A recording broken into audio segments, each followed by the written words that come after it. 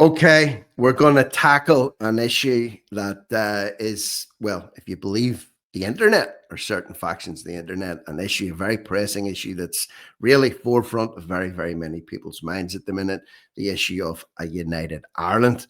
And I'm very happy to be joined here this morning by Mary Lou McDonald from Sinn FÉIN and also Mark Anthony from Cookstown. Mark and Mary Lou, how are you both doing this morning? I'm fabulous. I don't know about her. She's not saying much. She looks like she's stuck or she's frozen there. This is an issue. Let me get straight to the point because I want to get straight to the point with this one. This is an issue that's being positioned as something that's very black and white. There's going to be a referendum. People are going to vote. We're going to implement the results of that referendum. And then hopefully we're all going to live happily ever after and everything's going to just get better. That's what's being positioned at the minute. Now, that could actually happen. I'm not going to say that it won't happen. I'm not going to say that it couldn't happen. There's a possibility for everything to happen in this world. But people have to be prepared for all eventualities and understand all implications of everything that happens at the minute, especially if it's being driven hard by a government or a party that ultimately many people say that they've lost faith in or that have lost their way. Now, I want to kick off with this post, and this is something that Mary Lou McDonald has put up. She was speaking at the Labour Party conference. Got a little video clip of her too, but I just want to read out what her own words. Speaking on Sky News about the growing momentum for Irish unity. Fair enough. Keir Starmer's government and the Irish government in Dublin must recognise that history is unfolding. Well, history is definitely unfolding at the minute, but maybe it's a different type of history here than the one that she's referring to. They need to accept that the promise of unity referendums contained in the Good Friday Agreement must be met. A united Ireland is the best plan for our country. So fair enough. That's Mary Lou's position on this one. It seems to be, and we'll start it at that, okay? Based on that statement and that statement alone, it's very simple, very high level, and very definitive. Momentum's growing. It's in the Good Friday Agreement. Referendum must and can be held. They're going to be held, and we're going to have this. Let's get on with it. Is it as simple as that? Well, let's rewind back to 1994 and the first ceasefire. 4 years later, then we had the Good Friday Agreement. And at the time of the signing of that Good Friday Agreement, I think Bertie Ahern was the Taoiseach at the time, and Tony Blair. You notice all these people are all starting to come back onto the stage after 30 years away. You know, your Gerry Adamses, your Tony Blairs, and your, even Lord Mandelson. He was a Secretary of State, wasn't he? Mm-hmm. So you're 30 years. So he said on the signing of that, I see no reason why there shouldn't be at least a pathway forward for unification or united Ireland in 30 years' time. And that there would be 2028. Now, since I get into all this here, I've been telling people, because at the beginning of this year, in 2019, as a matter of fact, Emma Little Pengelly, was it? No. It was Arlene Foster, I think, and Michelle O'Neill, and the finance minister, which was Sinn Féin, Conor Murphy, stood out on the steps of Stormont on a day like today, the rain bucketing, and they got nurses pay party and got them back in just before New Year came, and then on the 1st of January 2020, COVID was announced to the world. It was 3 months later before it took full effect and lockdown and all that, but this little unknown thing. So they needed to get their nurses and all back in. So give them their pay party, whatever. They got them back in for the pandemic coming. But one thing that stuck out to me was the rhetoric of Sinn Féin. because they were going back in the government again, you know what I mean, sort of type thing, and it was called New Decade, New Approach. Mhm. So they needed, I believe that the British government and the Irish government knew that this thing was coming, and they says, you haven't had a government in a couple of years. You would need to get your acts together here because there's a shitstorm coming down the road here, and your people will suffer as a consequence, and you will be at fault for it. So they had to do something to get back a Mhm. new decade, new approach. A new decade, new approach, new decade, new approach, new decade, new approach. Politicians always have a mantra. Mhm. So when they come out, they keep being repetitive. That's what politicians do. Regardless, they do not falter from the story. Yeah. It's new decade, new approach. Yes, this is a new decade, new approach. This is a new decade, new approach. And Michelle Lynn keeps talking about change, constitutional change, change. We need change. We need constitutional change. The time is right. The time is right for starting a conversation on unified Ireland. Now, although There's a there, we're by the way, just to show what you've just said, or just to Mhm, highlight what you've just said. You don't know what slides I'm going to pull up, so you wouldn't have knew mhm. what I was gonna do here. So when you're saying about when they decide on a slogan or a catchphrase or a mantra, they they'll repeat, repeat, repeat, repeat. So that's the Mary Lou post from Sky News talking about incoming growing momentum, Irish unity, referendum, everybody's for it, everybody wants it. Michelle O'Neill, her counterpart up here in the north, we're living in a time of huge opportunity. There you go, momentum is growing. So there's that momentum is growing towards a UI. Referendum is coming, and with that we can They're work calling together. it a new Ireland. Yes, and another thing that's this is listen for anybody that's listening in here. This is such a humongous topic, and we are Yeah, not going to try and get to the bottom of this at all. What I want to try and do today is nothing other than this: let people understand that there will be referenda coming yeah. in on this. People will vote, and people will have to stand over the As sure as results. the nose in your face, folks, there's going to Happening, be a referendum on this here. 100%. There will be a so-called border poll. Yes, and it's so this is not a question of is Michelle O'Neill Mm. wrong that there's no, she's not wrong. Is there a growing momentum for it? That's questionable.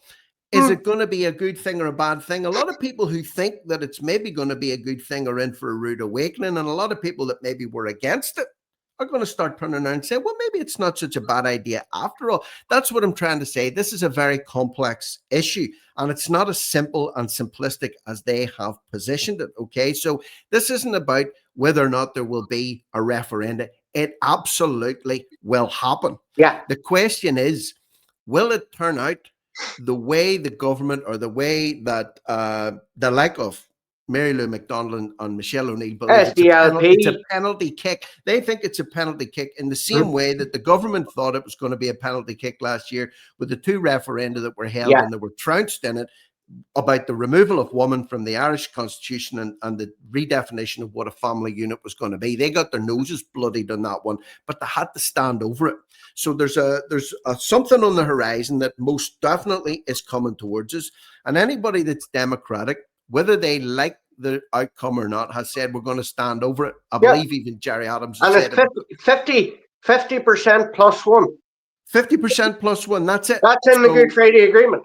that's it, and that will not be that will It'll not not be be changed challenged. You or can't turn altered. around and say, "Oh, we need a." No, no. Correct. It's fifty No, percent plus one. that's set. That's set in stone. So put all that aside. And It's and coming. after the first one is initiated, they can have it every 7 years after that. Hmm. That's what's written in. Now that's a good thing because look at the demographics of the North. The North was created as a unionist statelet, a unionist stronghold. The northeast of Ireland, 6 counties. Um, that was 1920, 1921, 1922.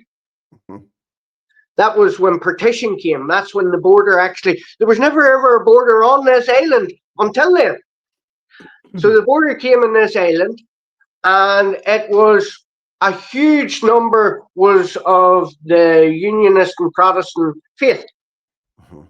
And it quickly became a gerrymandering state where the majority lorded it over the minority, thinking that the minority was going to come out of somewhere and take this all off them, which was proven that that didn't happen. The South honoured that Mhm. treaty. Yep. They've honoured it right up till today.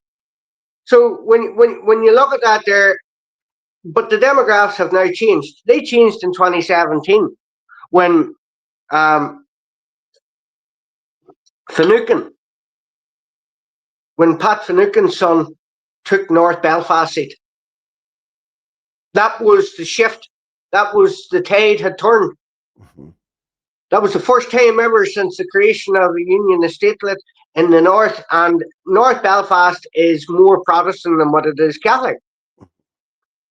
And Sinn Féin returned the seat. The celebrations went up. Now, this is before I sort of knew everything that I know now. Mhm. I was celebrating that. Why? Because I voted Sinn Féin all my Mhm. life. All my life, I was reared in an Irish Republican nationalist stronghold Mhm. in mid Ulster, East Tyrone. Yep. You know what I mean? Like every second neighbour was probably in the Ra. Mhm. You know what I mean? Or whatever. Like that was my upbringing. Mhm. And the whole of that upbringing was we want to be able to be United Ireland, and this is what I've been reared with. So I was excited about this year. This is, there's a change happening here. There's a turn, maybe there's a possibility in my lifetime that we'll have a United Ireland Mhm. and we will all live and sing on this bed of roses and this beautiful fairy tale place down there that's all old and whatever and mystic. Mhm. That couldn't be further from the truth, people. Because 2020 came and we all know what happened this past 5.5, Yeah. 6 years. The whole world has went into fast forward, a million miles an hour, and they're firing everything at you. They're trying to remove your rights. They're trying to do this. They're trying to bring in digital IDs. They're trying to bring in cashless societies. They call me conspiracists. You know Mhm. what I mean? They were calling me back out in 2020 whenever we were actually talking about digital IDs, cashless societies, Mhm. we were talking about all this, and you know, pharmaceutical Yeah. interventions and things like that. Yeah. We were all proven right, people. You can sit there and say, da da da. Tell us one thing that we're wrong on, and You then we see, can sit there and talk about it.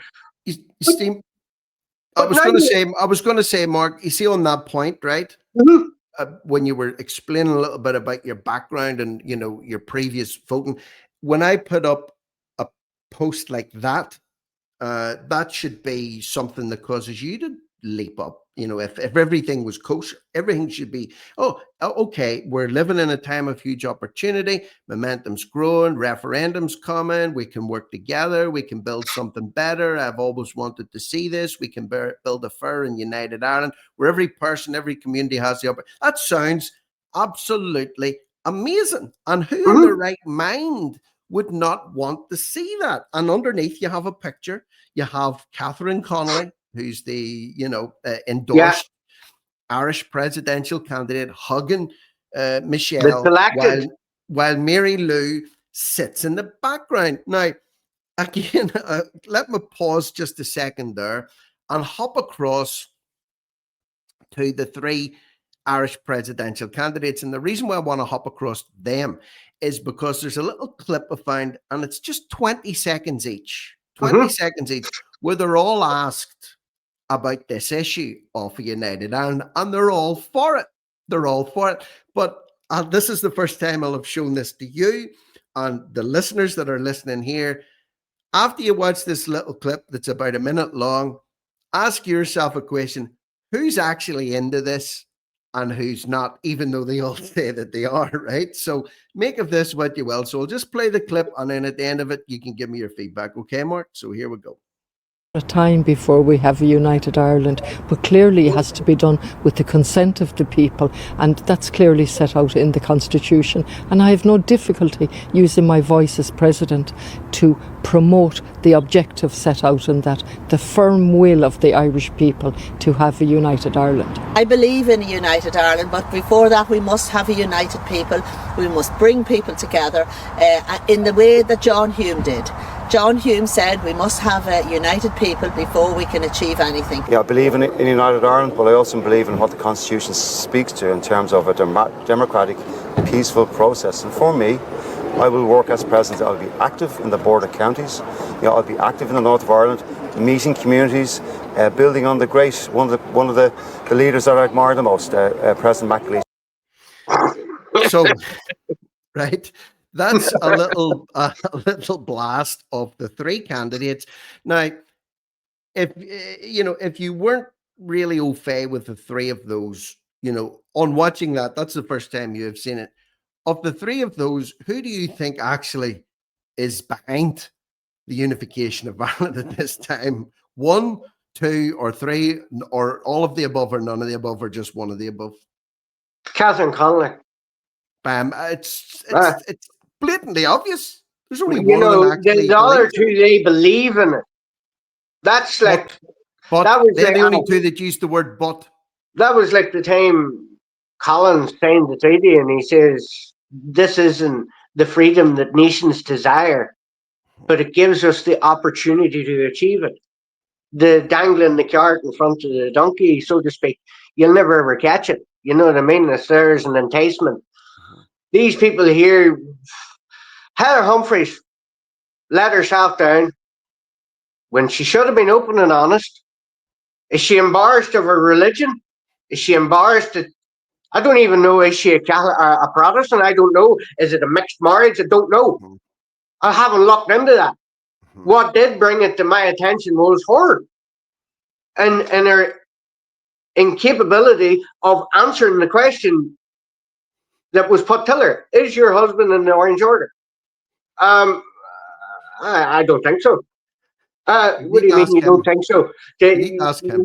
You know, how long are you married to him? Maybe 30 years or something. You have a big farm and all that with wee dogs and cats and farm animals. And, you love farm animals too, like, don't forget that, like, but did she not know her husband was in the Orange Order? Then she had to come out and backtrack. She can't, she's doing the politician thing here. She wants to be everybody's friend. Yes. A proper politician will tell you, we can't be everybody's friend. No, you can't. And when you try to be a jack of all trades, you end up as a master of none. What we do want is honesty. Honesty. That's surely the people of this island, both north, south, east, and west, surely after the 700, 800 years of shite that we've came through, of tug of war for this country. Now, let that sink in, people. The United Kingdom wants this country. The European Union wants this country. The United States of America would happily take this country. It's a special place with a lot of things, a lot of resources, a lot of stuff. You know what I mean? I do. But then you have the Irish people. They need to be truthful to the people. They need to tell them what the implications of this could be going forward. That's it. The implications. We need to start being truthful. Mary Lou McDonald's talking about we need citizen assembly set up. Do you know what a citizen assembly is, people? Ask yourselves this, and ask a person next to you, and ask your neighbour, and ask the other neighbour. Do you know anybody that has sat in citizens assemblies? Citizens assemblies is made up of non-governmental organisations, people that are there, that are paid directly or indirectly to promote for or promote against. And that's what they're there for. So they're set up there at your expense, citizens assembly. Surely citizens assembly should be made up of citizens. Surely there should be 1,000 Catholics and 1,000 Protestants from the north put into a big hall and have a debate. an honest debate, because this, regardless, this is happening, people. This is happening. It's written in, as they say, into the Constitution, everything. Now, I will be clear on that there. The UK, out of the UK, England, Scotland, Wales, and you could even say Northern Ireland, right? None of them have a written constitution. That's a written constitution, right? The South, right, has a constitution, right? But I would call it for the whole of this island. Yeah. It's a written constitution. So that stands above any legislation. Any legislation. Maria Steen pointed that out to the Taoiseach. Any act or legislation which is deemed repugnant to this constitution should be deemed should be nullified and deemed null and void. So when you look at the people of this country, we're very delicate up here.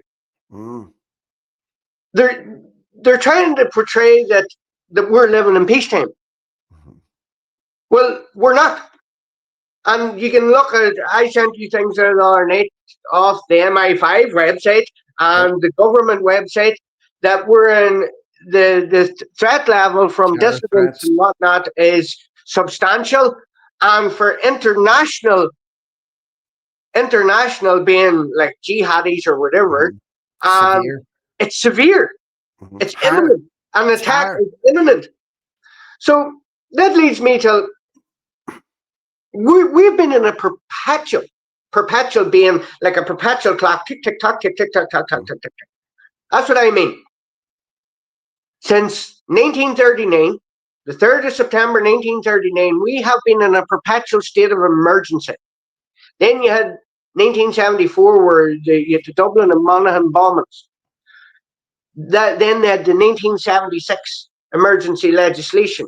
The 1939 one was about to run out, or did sort of, but they continued it on with the 1976. Then the 1998 Oma bomb. Helen McEntee, I sent you a video there. Helen McEntee said, talking about extending the emergency powers. So the south of this island has been under wartime measures that whole time, even though they weren't under threat. Even though they weren't under threat, they have been under emergency. So that serves the government perfectly. Why? Because under Article 28.3.3 of the Constitution, that is time of war. And at the very bottom, in the subsection that they added on the First Amendment, it says that the government has to declare that such armed rebellion, crisis, or public emergency has ceased to exist. I've also sent you out of one of these law books, that it states in it that the public emergency that was initiated on the 3rd of September 1939 was never rescinded. Therefore, the legislation still exists. Nobody in the South or the North has ever rescinded that, because to keep it in a state of emergency under Article 24 of the Constitution, right? The government then, the 15 ministers in the Dáil, take full dictatorship for the public good, for public morality, for public safety, all these buzzwords that they get. And they keep they become megalomaniacs. They become high on power. And you can see that. So the implications, we talk about the implications. You have the EU Migration Pact, which Helen McEntee, after extending on the 25th of June 2024, extended the emergency powers because of John Caulfield getting shot in Oma in the north. All the dissident or threat still remains severe, so we must extend these emergency powers. Then the very next day, on the 26th of June 2024, Helen McEntee put through the EU Migration Pact, put it through both houses of the Oireachtas without scrutiny, without any amendments. And it is a cost to the public purse of 630 million euros per annum if we fail. Now, that's perpetual as well. There's no get-out clause in it either. So from she initiated that on the 26th of June, 2 years it takes for it to be fully implemented. So that's the 26th of June 2026 before the EU Migration Pact is fully implemented. So there we are. Mark, you see, if I could just stop you there for 1 second, I'll tell you why. Because this is one of the things that people maybe don't understand that are in the north and Northern Ireland and Ulster, whatever the 6 counties, that at the minute there's a lot of things that are afflictions that are afflicting the people in the south. Yeah. That should this imminent in some people's eyes, or certainly it's going to happen at some point, bottom line, referenda happen, and everybody goes out and votes, and everybody gets the 32 counties all together and a wonderful future, and everything's going to be tickety-boo for the kids. They don't realize that, for example, the government that's in place at the minute, or let me show you something else here. That's what I'm trying to get the point across, that it's not just as simple as going out and voting in a referendum and everybody gets together and we're all going to sit down and we're all going to make friends. So, but where do you see the country in 100 years? What I tell you, here's an example of what I'm saying as well about these people's priorities. Right? So, there was the debates that went on between those 3 candidates. Okay, listen to this. In the presidential debate, Gaza took up more time than any other topic. And somebody's done an analysis of this. Somebody's done an analysis and printed this down in Grip Media. So what we're talking about, you would think that the Irish people or the Irish government or the president of Ireland, it would be first and foremost dead center in all of their discussions. In the presidential debate, Gaza took up more time than any other topic, 3 times as long as Irish neutrality and the triple lock, and over twice as long as any discussion that was had on a united Ireland. Does that not show that this push and this, wave that's coming and this swell for public longing to have this poll right now, in reality, it didn't translate into actual? I mean, like, we're talking, you and me, and talking about it right now. We have never sat and discussed Gaza. We have never sat and discussed Yemen. We've never sat and discussed. Correct, because we need to understand what's affecting us, because we're living here, right? And we're going to be affected financially, society, every single way possible. Every aspect of your life will change. So it's not just about simplifying everything down, and and not all nationalists want a united. And not all. Well, all you need to do is go on to any of them social media accounts and whatever, and you look, and if anybody brings up, like, I listen in and I actually laugh at it, because you have people calling themselves Irish nationalists, and then if somebody says, well, you need to unify the country, no, we need to sort out the immigration. So there you go. Unified Ireland is not number 1 on the people in the South's heads, because what the government in the South has done, it looks like they're trying to destroy this before unification talks can happen. That's what it looks like. It looks like they're intentionally destroying the South. They're flooding it to make this new Ireland. Now, and Sinn Féin and all would praise themselves on promoting other apartheid states. So you had South Africa was an apartheid state, and they would try and model it on that. People, go and look up South Africa. Go and look up South Africa. They're killing Ireland. They're killing Ireland. They've no electric in it. The government, it's corrupt. It's just it's hell. complete. It's hell. It's hell. Right? And that's your so-called apartheid state. You're setting up dictatorships in this so-called apartheid states. You're setting up a dictatorship of communism and socialism because they say, oh, everybody should be this, that, and that, or whatever. That's bullshit. They're trying the same over here. They're talking about an Ireland for all, a rainbow nation. Mm. That's what they called. That's what they actually called South Africa, the rainbow nation. It hasn't turned out good for them people, No. and that's only what 30 years.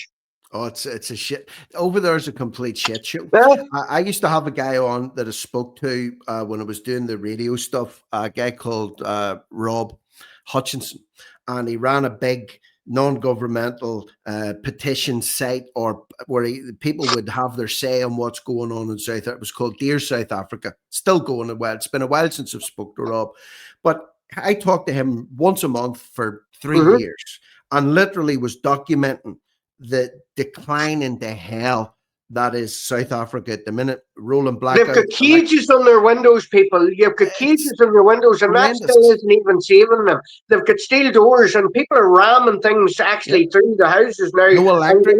And they're raping and they're killing and they're doing all them things, people. And the news and all isn't telling you, so it's selective, whatever. Don't talk over there because you don't want people to know all this here.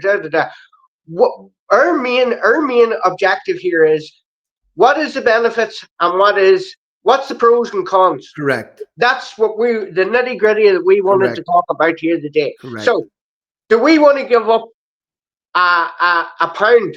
The pound. Do we want to give up the pound? Now you look at the euro. The euro is a failed currency, right? It's a failed currency, right? You look at the US dollar. It's sitting at all-time lows. You know what I mean?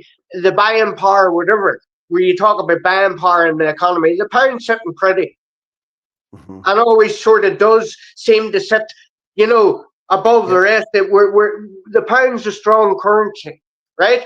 Yep. So do we want to give up that currency for lesser than? Now the other thing is that the EU, whenever Brexit was done, the EU turned around and says, Northern Ireland, you can automatically become a member of the EU if you unify. There won't be no referendum or anything on it. Hold on a wee minute there. You're being a wee bit presumptuous there, Ursula von der Leyen. You're being a wee bit presumptuous there. We serve neither king nor Kaiser is a statement that would have been used throughout the North here, growing up through the Troubles. We serve neither king nor Kaiser. And there it is there. I put that up the other day. You read that out, Rick, will you? All right. So what you put up was whatever happened to the old story, the old but very relevant slogan, sorry. We serve neither king nor Kaiser, selective memories. And then you go on to say, and this is in relation to what we're talking about now, leave one union that serves a foreign king just to enter another union to serve an unelected Kaiser, EU, von der Leyen, one independent sovereign nation era, or a globalist European Union. Will Ireland become independent, or will it become enslaved even further? The question must be asked as well on remaining in the in the EU. So in reality, Mark, this one referendum that's coming up, do you want to see the 32 counties combined? Yes or no? It can't be held in isolation, in that if it happens and you and I automatically become members of the EU tomorrow, I see no benefit to that whatsoever. I see nothing but hell in that whatsoever. And we are insulated to a degree up here in the North, or Northern Ireland, or the 6 counties, whatever the hell way you want to call it. Even the fact that you have to describe it in several different ways, so you don't have to fucking offend people. I mean, like, that shows the mentality. Like this was a spicy This was a spicy topic for me and you to approach today. Being you're a Protestant from the Northeast, and I'm a Catholic reared in Mid Ulster, right? One was Loyalist heartland, and the other one was Republican heartland. You know what I mean? We're similar age, right? we've roared through the troubles, so our opinion is as relevant as Mary Lou McDonald, who lived in Dublin and never seen the fucking troubles. Correct. You know what I mean? Or She's these living are in. people here in these citizens' assemblies, some of them probably born after 1990 or 1998, and sitting there and going, aye, sure, come on, we'll join the EU. So let's look at the benefits of the EU. The EU benefited Ireland back in the day when they built the roads and all that. This is wonderful. Every road in the south has toll bridges on it. You have to travel if you travel from here to Cork, you go through about 8 toll bridges. You do. You go through about 8 toll bridges. And surely these roads are paid by now. When do they take down the toll bridges? Well, they're not taking them down. They're not taking them down. Mark, just to make you smile, I have still in the front pocket of my car a big bag of euros, right? Yeah. Because when I went to Cork to do the protest, the national protest in Cork, I thought I was going down on my own. I ended up picking John Wilson up on the way down, and he says, listen, you're driving down, I'll cover the tolls, right? I'll cover the toll bridges. Thought, fair enough. I don't know what he spent. He gave me his debit card, and you're right.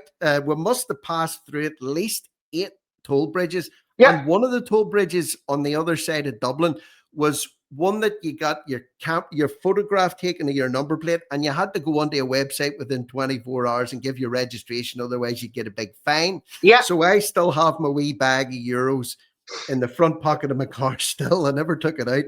And John, God bless him, I don't know. I think I got off lightly paying the petrol or the diesel to Cork and back rather than paying the bloody tolls just to drive. So let's talk about that. Up here in the north, we can drive anywhere in the north here, and you're not asked to put your hand in your pocket once.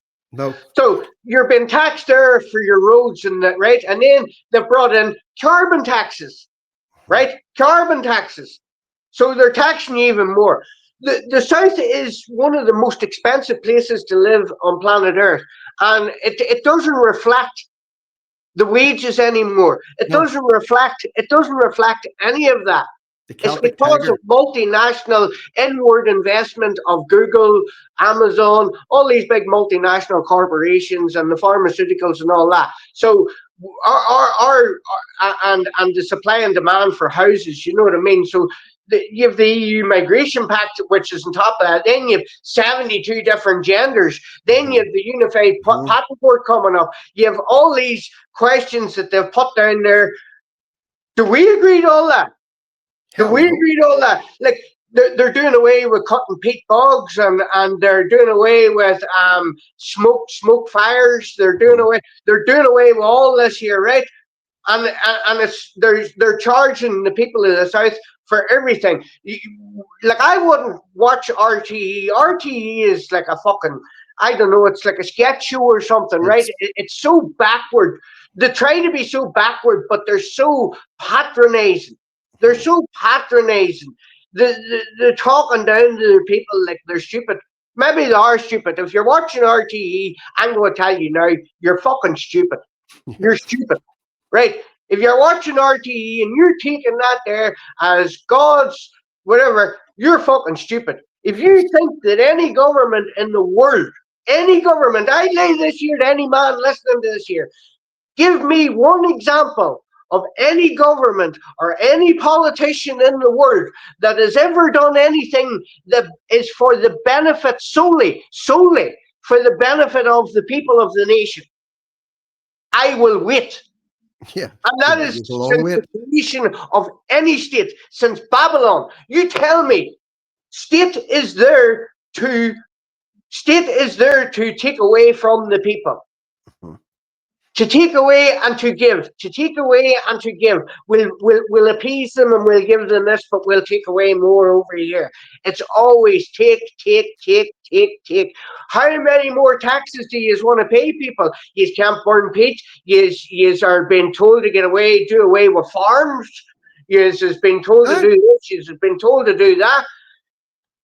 So the question remains, back in the 1980s and all, we used to go down and we used to go through Cross McLean, through or whatever, the big border checkpoints in Newry, and you were told, shut your mouth, look forward, don't open your mouth, don't look at them, whatever, and hopefully we'll get through here without getting one in the back of the head or blew up or whatever, you know what I mean? Once you get through, hey, we're free. That's what they used to do. And you had the big punts.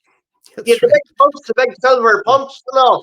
And you used to go down and it was wonderful. It was a wee bit, and it was idyllic, right? Yes. It was a bit backward and all that. And you were going, wow, this place is amazing. And you are free down here in the yards. Hello, how are you doing? You know, and that's the way it was, like, diddly-dee. Not like that anymore. It's land of leprechauns, you know, and it was diddly-dee. It has completely changed. That bubble is burst. Absolutely changed beyond recognition. And the question then is, till a man who was reared dreaming of a united Ireland, dreaming of this all my life, what is right and just, right? Dreaming of it. If you ask me that question on Irish unity tomorrow, given those reasons that I've just said there, because the implementation of that EU Migration Pact is 30,000 per year for eternity of migration. So inward migration of be it asylum seekers, international applications, whatever, they are now duty bound to take them in. And if they don't take them in, there's a fine of up to 630 million euros per annum on the public purse. So there's a cost that's coming on to us, which we had no say in anything. Correct. And nobody has had any say in it. And so do we just join this place down there and just link on and say, well, we've arrived, hi, and just continue on, and the EU dictate and tell us? Charlie isn't dictating to us at the minute. As a matter of fact, Charlie's shaking hands with Michelle O'Neill, and Charlie's been very accommodating till these sworn enemies. You know what I mean? We've seen that.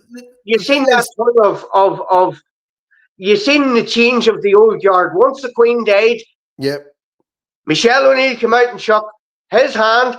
Alex Maskey was sitting watching, and Jeffrey Donaldson was to her left-hand side. Charlie said to her, hello, I believe you're now the largest party in the north. And she says, we are indeed. He says, wonderful. Alex Maskey says, tell Jeffrey that. And they all laughed. Even the king laughed. And Jeffrey was worse. And he knew that was it. This was the change. We're doing it a new way. Now you've seen it. The DUP have been forgotten about by all British cabinets. You know what I mean? It even, you know, so they've been forgot about. In democracy, it does not matter. If you're returned as the #1 party in a democracy, they have to forget about all their differences and they have to do business. So in a democracy, Sinn Féin have been returned the largest party in the councils, in Stormont, and in Westminster, and they've got seats in Europe. So they've got all the councils, they've got Stormont, all the MLAs, and they've got Westminster, right? So they're the largest party. So in a democracy, you have to do business whether you like it or not. Correct. Down south, you have Fianna Fáil and Fine Gael, sworn enemies for over 100 years. And they actually came together on the 22nd of August 2022 at Bala and shook hands, and they declared their civil war to be over, and they became a uni party. They became a uni party to do anything to keep Sinn Féin out, because they know if Sinn Féin get in down there and they get somebody in till Áras an Uachtaráin, right? If they get somebody in there who's going to be promoting this year, and they become the largest party, well, they will become that largest party. It won't be for a couple of years. It'll be for the next 50 years, the next 100 years, people. They'll be the main players here. Now, they've been about there in some form or another since the creation of the state. Sinn Féin. It was actually Sinn Féin. Michael Collins was Sinn Féin and Arthur Griffiths was Sinn Féin. It was actually them who put the fucking border on this country. by the signing of the Anglo-Irish Treaty. Mark, you see, just if I can pause there, right? And I want to draw this to a close pretty soon, right? Because there's plenty for people to digest. I would vote no if I was asked that question. I just want to say I would vote no specifically on that there, because I do not want to give up. I have always been a united, independent, sovereign Ireland or era with democratic principles based on international law. We're sovereign, we're indefeasible, we stand alone, we've got the resources, we've got the brains, we've got everything here at our disposal. It is one of the most enriched resource places on planet Earth. So we've got that. All we need is proper people in government that are capable of dealing with our affairs, not going and having a vote and straight away the next day Ursula von der Leyen has taken over from King Charles and the British Empire. Right, listen, because I don't want that. Right. So effectively, and one other thing that I'll add in there too, when you talk about the DUP effectively been discarded by the British government now for a long time, they were flavour of the month, if not flavour of the year.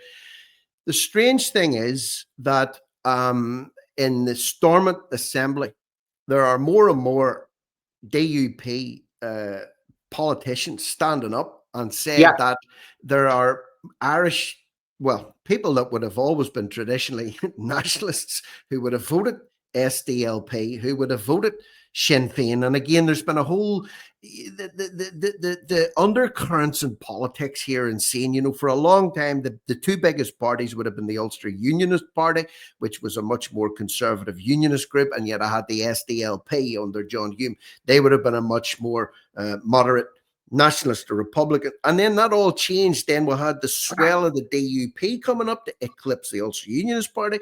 And then you had the Sinn Féin coming up and eclipsing what you had with the SDLP. But now again, there's a huge amount of people who are disenfranchised and disillusioned with Sinn Féin from a nationalist background. But the thing is, Rick, the point is that they would faster vote for bloody Johnny Buckley than they would for Michelle O'Neill, not because they're sucking up the unionists, but for 30 years, the nationalist proposition, and they're saying this is not the way it began, and that we don't want it to end. And all the things that you've described as becoming a member of the EU and having your whatever bit of a life you have up here, that you're still trying to deal with the traumas of the last 30, 40, 50 years, which you've alluded to, and I believe in it. I think a lot of people up here are suffering from severe PTSD in many ways.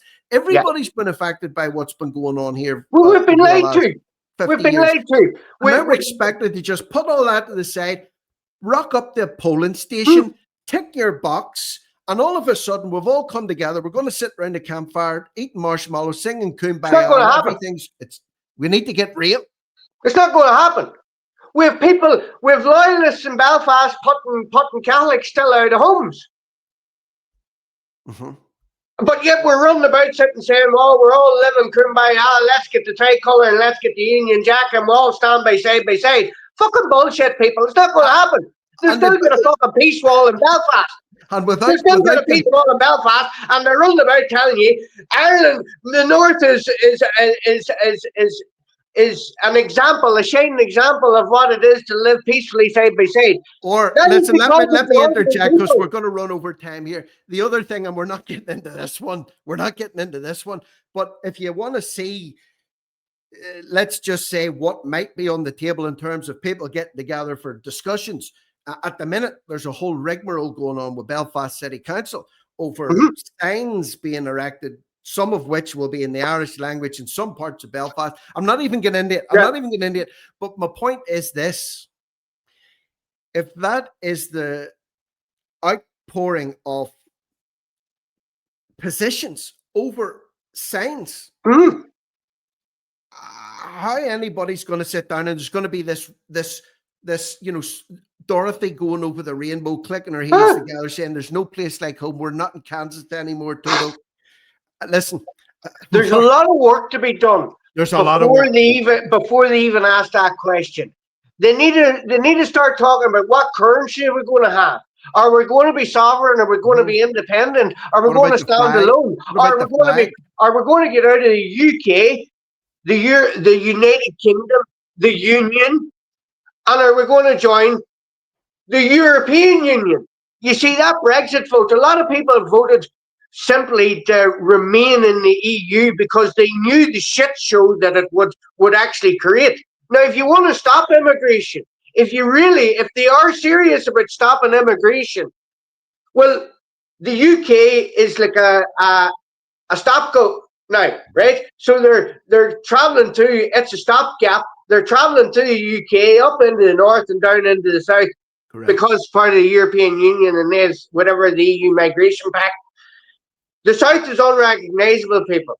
So if they are doing that there with these here, like bringing these people across the UK, well, if you stopped over here as well, if we removed ourselves from the EU, well, this whole block right next to the Atlantic Ocean will not be part of the European Union. So these people will have no reason to go in here, up here, and down here. So But you it see, would be that's beneficial for this whole country to leave the EU. If we're going to be in Ireland, let's make it ourselves as Protestants and Catholics, because we're not going to add in people from all over the world and say this is about the people who have lived here all their lives. See, that's not going to happen, because it can't just be about ticking a box, because then the next question is, based on everything that you've said, what about the implications of being in the EU? Have we just jumped out of a frying pan and got into a fire? Now, let me finish in this. Just let me finish in this, right?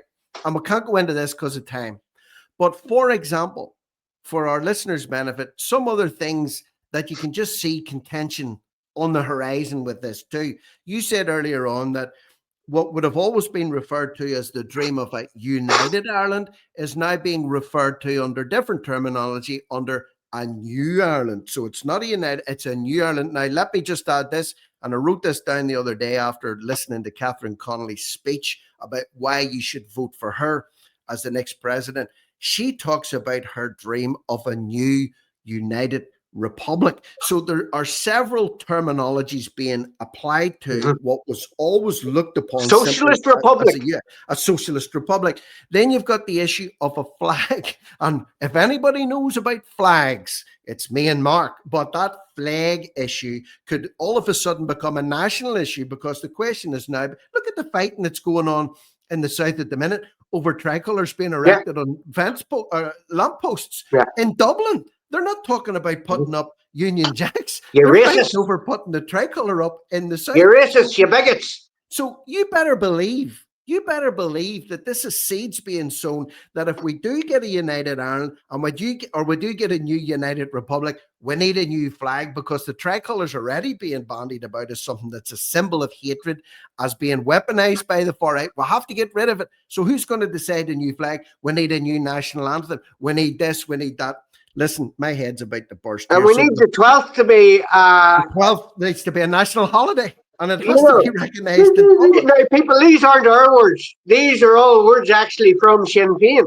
Yeah, that the tricolours on the table, around the veins on the table, right? Around the veins not in the Constitution, by the way. It came out in 1926, so it did, right? So you have around the vein.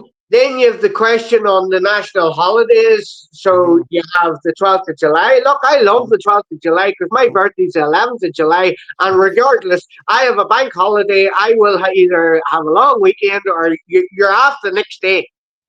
Doesn't matter. So it's the greatest irony that your birthday's the 11th. So that's I love it. Like, you know what I mean? And look, as far as I'm concerned, you know, are they going to start having bonfires in the south on the 11th night? Are they going to start having parades in Dublin? Now, remember the Loyalists went to Dublin about 20 years ago, and there was something like £80 million worth of damage done. Yeah. Because they went down to actually have a parade, and people came out and tore O'Connell Street, tore it apart. The guards couldn't handle it. They racked it. the loyalists or the Orange Men or whatever they were had to get on the bus and get the fuck out of there as quick as fucking possible.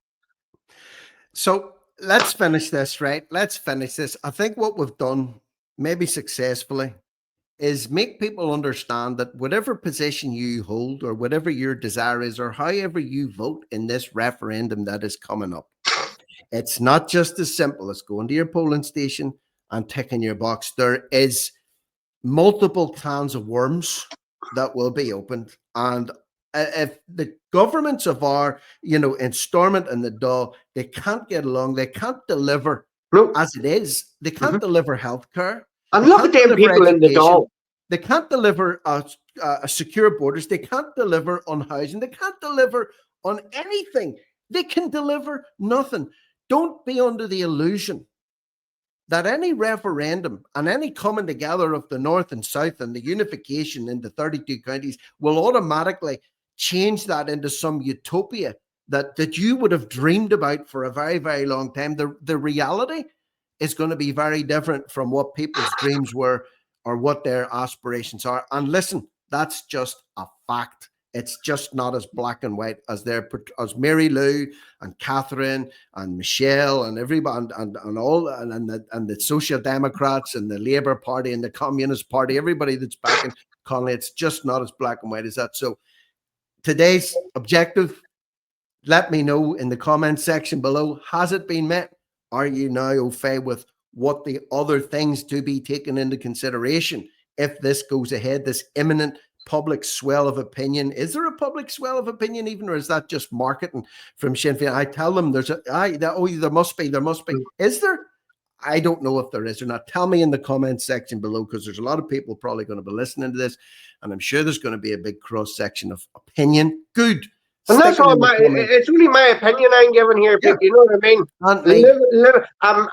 I am for a united era as one island.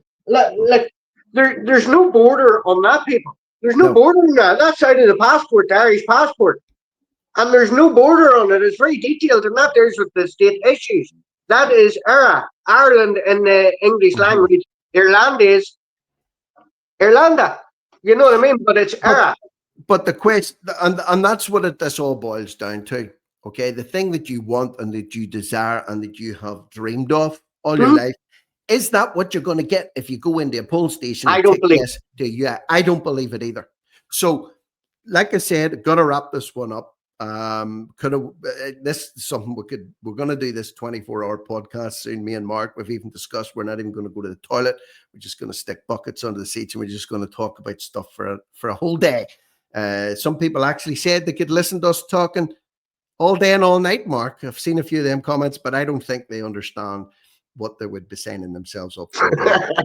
So leave me your thoughts and comments. Listen, I don't have all the answers, and neither does Mark. No. All we're doing is simply giving a little bit of our experience between the two of us. We've got about 100 We're giving years, you not a politician's opinion. We're giving you ordinary people from the North's opinion. From both sides, we're not taking either side. You know what I mean? Whatever. If the conditions are right, and if the conditions are met, hell, I'm all for it.